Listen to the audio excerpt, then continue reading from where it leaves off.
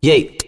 Sa haba ng biyahe, asahan mo na maraming mangyayari. Mabakante ka man ng mahalaga, umaabante. Ang husay ay sa sipag na kabase. Kailangan may gawin ka rin, hindi lang puro sabi. Huwag bilangin ng suporta kung kaunti o madami.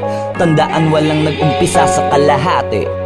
Mag-artista ka kung plano mong umarte. Kung hanap mo swerte, umapak ka sa tae.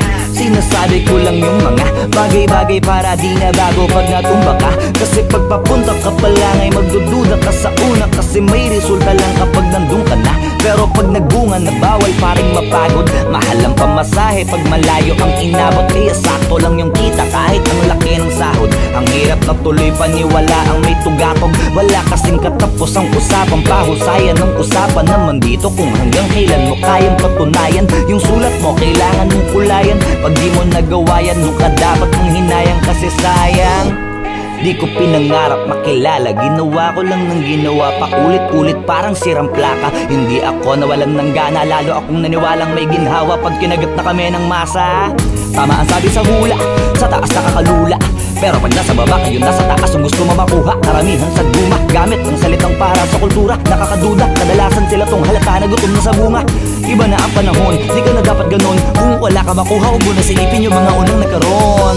May araw na para sa'yo, kaso baka hindi pa ngayon. Wala rin makakapagsabi kung kailan kahit na kanino mo pa itanong.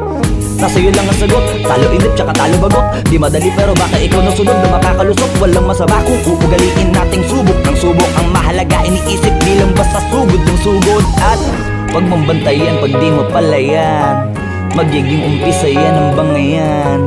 Kung umaani na ba't di mo kamayan? Malamang sa malamang ay nagsipag yung mga yan. Yung mga plano mo piliin mo maigi. Baka nalilito ka lang, isipin mo ng triple. Mangarap ka kasi ang sabi nila libre. Mahirap nga lang pero mahalaga posible. Basta huwag ka lang magkulang, mas maganda ng sumobra. Dapat din na ipakita mo na di ka puro porma. Malamang marami ang kukontra, pero isa yan sa pampaganda ng istorya.